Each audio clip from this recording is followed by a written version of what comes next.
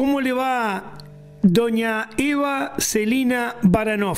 Usted desarrolló una carrera importantísima en la docencia villaguayense y vamos a arrancar, Eva, hablando de dónde se formó, dónde estudió.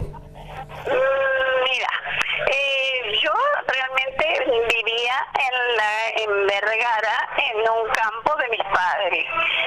Mi padre tenía mucha preocupación por la formación de sus hijas y teníamos edad de jardín de infante preescolar y había tomado una maestra que nos acompañara durante 2 o 3 años hasta que facilitara la forma de acceder a los colegios.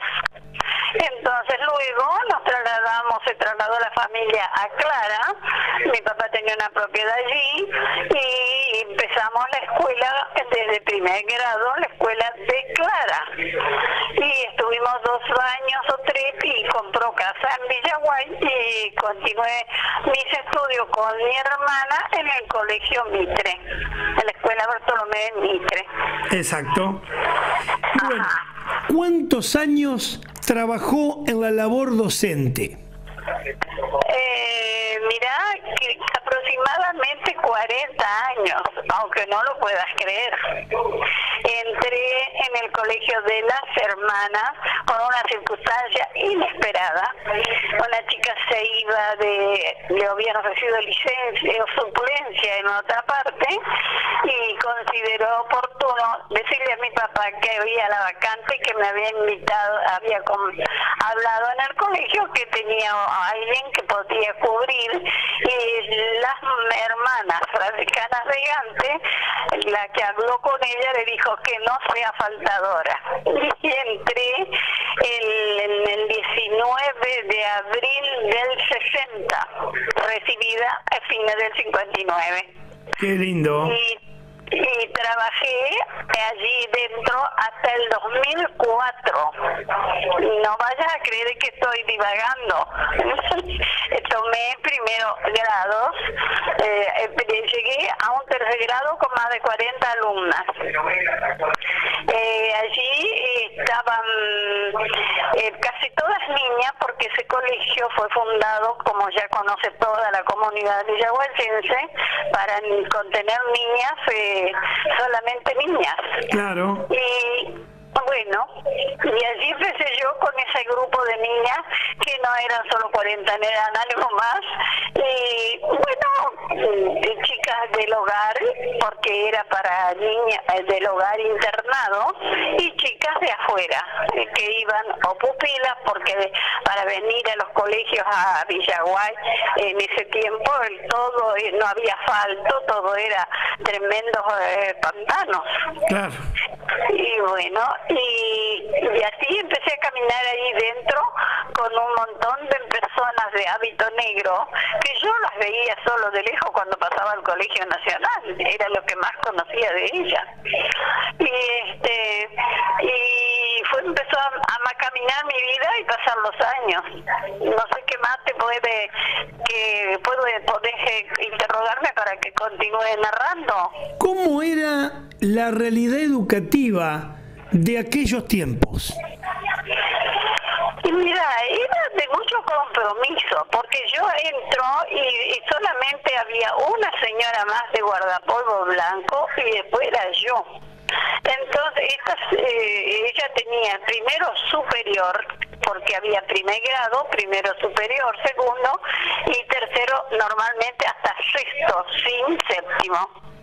Y bueno, y claro, con mucha preocupación de hacer las cosas bien, porque estábamos en reemplazo de una hermana religiosa que pensábamos todas que hacían las cosas muy bien, y era un compromiso tácito que tomábamos conciencia de él. Así que tratábamos de hacer lo mejor posible, con recién recibida, sin conocer yo el manejo ni del programa, cómo se manejaba de acá para allá, de derecha a izquierda o de izquierda a derecha. Bueno, y empezamos a andar con estas Viña pasaron, había otro inconveniente que yo lo aprendí ahí. No promovíamos nosotros al alumnado que teníamos. Estábamos hasta cuarto grado era el que yo tomé. Y dice, ¿y qué pasaba? Venían de afuera de la escuela, la docencia de la escuela Mitre número 1 tenía a su cargo venir a tomar exámenes para ver quiénes iban a ser promovidos al año siguiente. Claro. La supervisión la hacía un señor Ortiz, que era supervisor general. No sé si había directores departamentales y eso que es de actualidad. Bueno, todas le teníamos un chucho, desde los alumnos hasta las maestras.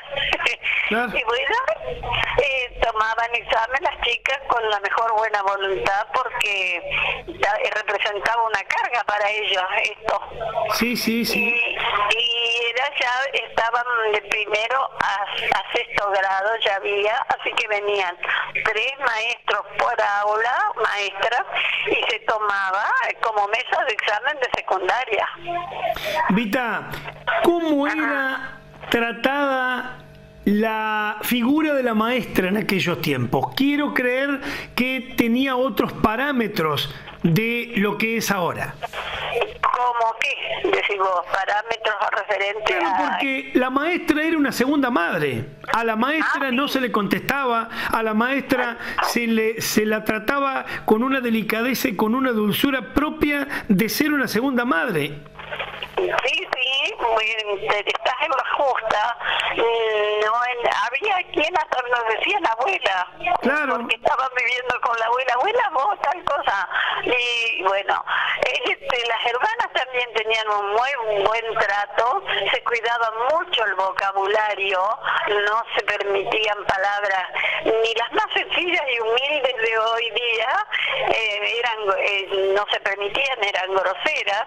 Se te preparaba a los chicos bajo la formación del modelo hogar, más o menos, como la familia pedía buen comportamiento, delicadeza, buen trato entre hermanos.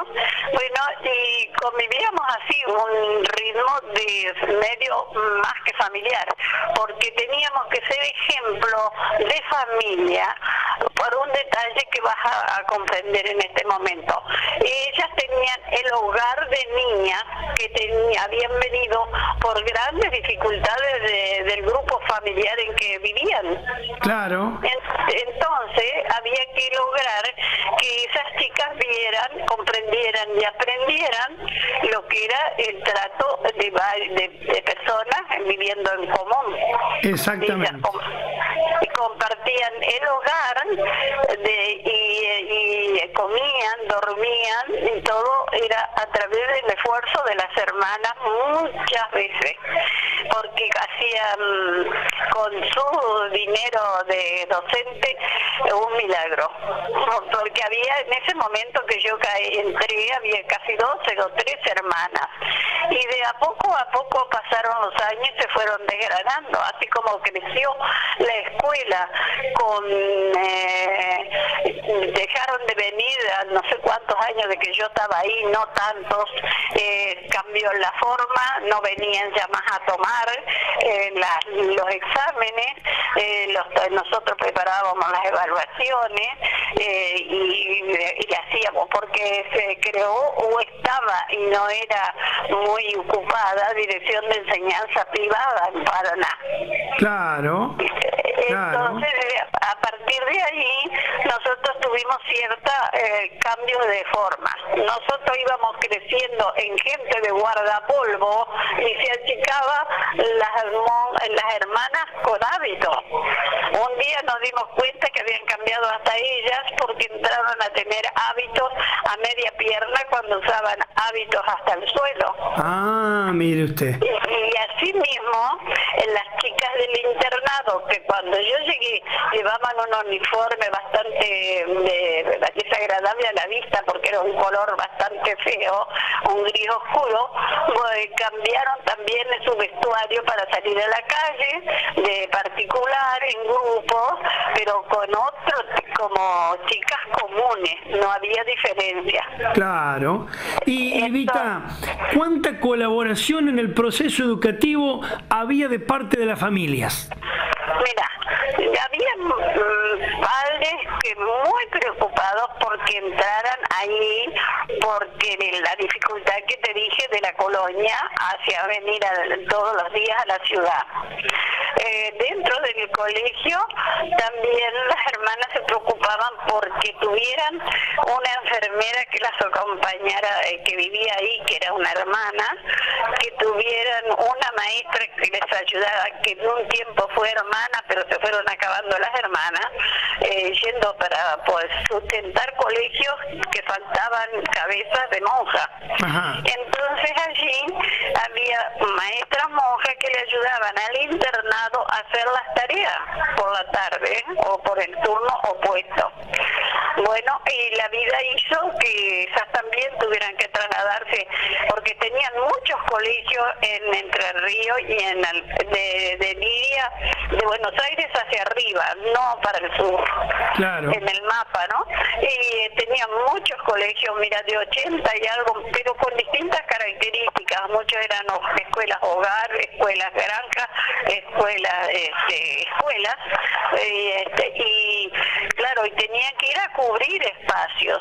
Y nosotros teníamos acá, avanzábamos lentamente, no éramos, por ejemplo, materias que cuando tuvo enseñanza privada recién empezaron a entrar las materias pasivas, es decir, música, educación física, a darlos, porque por ejemplo los talleres que tenían en el hogar, el salón de acto, tenía como 14 o algo así máquinas de coser, que a las chicas del internado se les enseñaba labores. Y que bordaban, tejían crochet. Niñitas pequeñas ya sabían tejer crochet por unas carpetas de esas que ahora son una joya, las hacían y nos regalaban a veces para el día del maestro.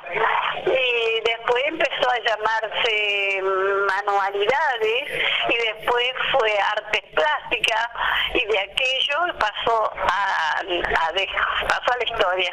Exactamente. Vita, trabajo tan lindo. ¿Eran muy diferentes las infancias? Usted me dice que nenas muy chiquitas tejían el crochet. ¿Eran mejores aquellas infancias, tanto de las nenas como de los nenes?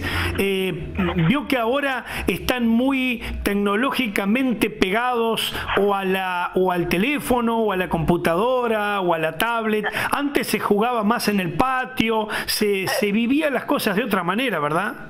Sí, jugaban, tenían mucho ingenio, jugaban a la rayuela, al elástico, ese era nuevo para mí, que no jugaban, saltaban la cuerda, las maestras para estar más cerca de ellas con cariño, afecto y calidez, les dábamos cuerda para que pudieran saltar, pero a la vez nuestra picardía hacía que viéramos que jugaran bien, que no se empujaran, que no se lastimaran o algo así, viste, que siempre te produce algunos inconvenientes, y no se vigilaba así como un rigor, era como un compartir y hacerlo una broma. Había planteras con hermosas plantas todo alrededor, alguna vez en patio tipo colonial, y alguna vez capaz pasaste por allí, las plantas estaban hermosas con sus flores, nadie las cortaba, pero nadie los amenazaba. Si alguien quebraba una planta, se le averiguaba qué había pasado y le decía, ¿vos sabés por qué están las plantas? Y entonces casi seguro que no sabían por qué, porque a la hermana fulana le gustan. No, querido, las plantas están porque son las que te ayudan a respirar. Exacto. Y le improvisábamos una pequeña explicación y entonces ellos las respetaban. Claro. ¿Qué te parece? Le decía, ellas limpian el aire para que vos respires mejor. Exactamente, exactamente. ¿Y cuáles serían, a su entender, los aspectos menos reconocidos del trabajo como docente? Que a mí ahí me ponías en un compromiso, porque mira, ahí nos valoraban porque le poníamos, teníamos ese compromiso dentro del cerebro de que cubríamos a alguien que había sido mejor que nosotras, la monja que tuvo antes. Entonces, siempre nos respetaban mucho, nos valoraron mucho porque nos hicieron crecer al parque, corríamos y andábamos, íbamos y veníamos y socorríamos a los chicos y todo eso, cosas que a veces se le escapaban por estar ella dentro de un lugar muy específico que no tenían alcance del crecimiento externo. Claro. Entonces, ellas se preocupaban de que nosotros estuviéramos muy al día con cursos y cosas que implementaban. Cuando esto avanzó los años, nosotros concurríamos a Buenos Aires en calle Ascuénaga, del Colegio San Roque, muy famoso, que una vez hicieron un abrazo porque no sé qué pasaba, te recordarás, sí, o lo habrás conocido, y era un colegio muy inmenso y ahí hacía Consudes, que era una asociación de apoderados legales que habían creado una revista educativa donde tenía los informes educacionales más últimos, una recopilación casi de los avances educacionales de todos lados de Europa. Y éramos suscriptoras y comprábamos la revista y había cosas bellísimas y podíamos poner como recursos o insertar dentro de los programas porque nos permitían los supervisores que ya venían de enseñanza privada. Claro. Entonces estaba ese encuentro que se hacía por 4 o 5 en julio, las vacaciones de julio decían es para los niños, no es para los docentes.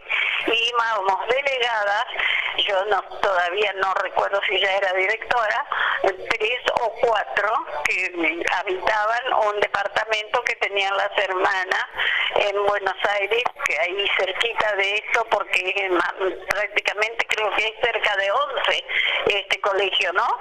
Sí, Vos conocerás más Buenos Aires que yo. No se crea, ¿eh?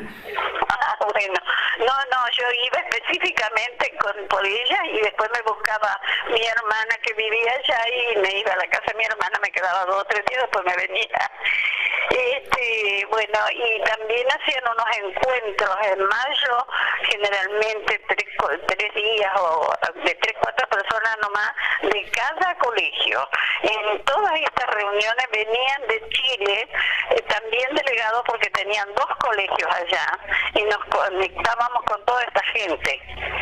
Y acá en Cristo se hacían las mismas reuniones, pero por ejemplo, el avance, las dificultades, los desentendimientos que había de los colegios y habían cuáles eran las dificultades de todos, se volcaban, se conversaban y se buscaba soluciones. Y acá hacíamos pequeños encuentros con los de La Roque, los de Casero y otros colegios de por ahí de esa zona, porque tenían allá en el Chaco, Quimilí o algo así, colegios que les costaba mucho llegar acá a esta zona.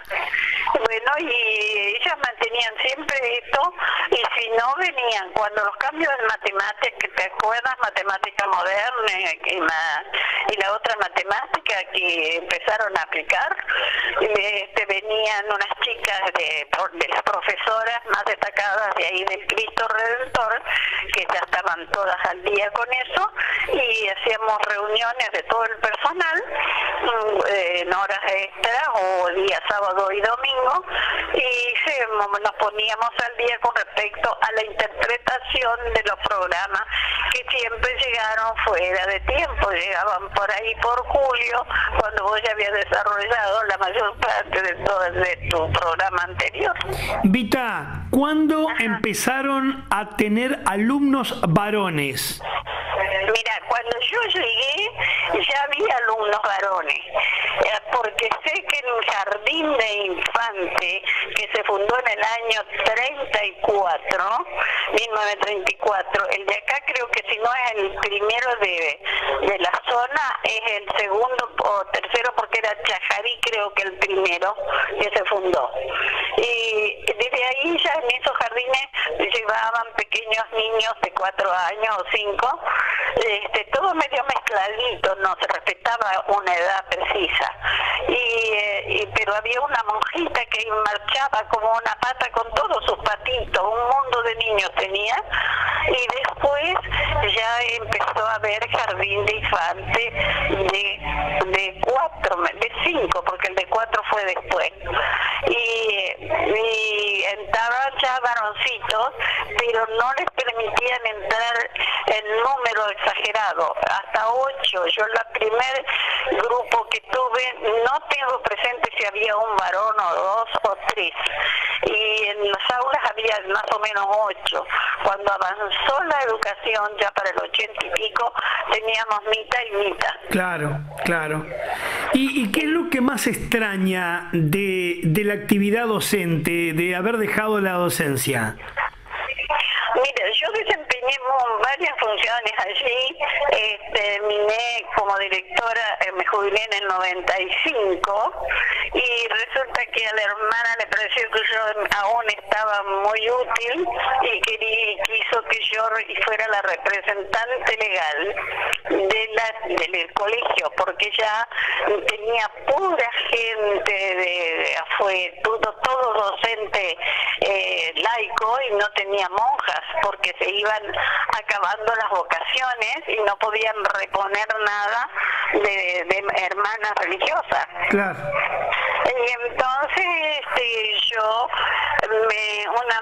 yo tuve en el 96 en casa, y en la un día de enero me llama el teléfono a las 3 de la tarde y me dice, todavía estaba la hermana Leonor Fontana, Eva me dice, vas a ser nuestra apoderada de la primaria. Ay, yo no quería por nada, porque yo sabía el compromiso que era esto. Claro. Era ser una monja y mantener todo el espíritu del franciscano, mantener la catequesis en su lugar, mantener el espíritu de la congregación, mantener el edificio, recibir personal nuevo, controlar el personal que se recibe, porque nosotros no dependíamos de departamental, era por listado interior de adentro, que últimamente se hacía con una ficha donde el interesado volcaba los títulos que tenía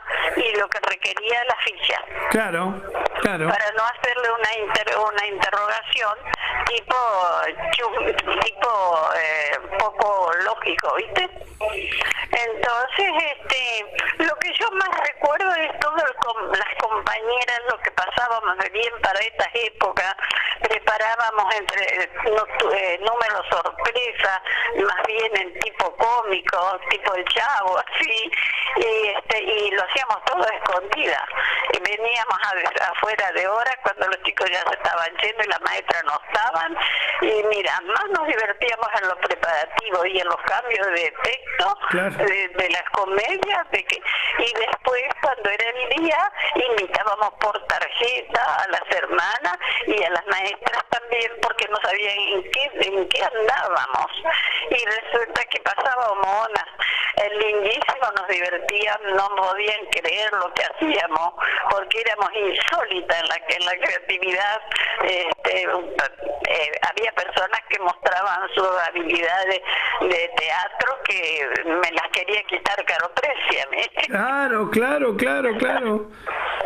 Sí, bueno, y así pasaba, pero después algunas de las chicas también se creó el instituto, pero vos me estás pidiendo que hable de mí, entonces te digo, algunas chicas que alguna vez hicieron suplencia acá en primaria, se nos escapaban de la ILI y se venían a ver las comedias que hacíamos nosotros dentro de él. Había hermanas que se la tomaban tan en serio que decían, dejen esa chica que la van a matar.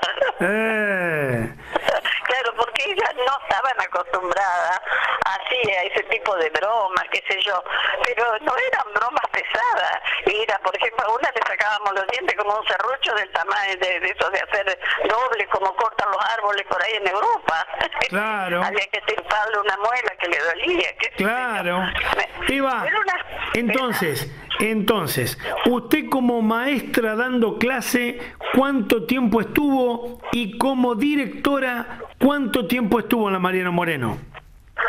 Mira, yo di clase desde ese día que te dije que inicié, y por ahí por el 70 y algo, 76, no tengo bien preciso, hice 2 años de vicedirección. Ajá. Y de ahí hasta el día que me jubilé en el 95, fui la directora de la escuela.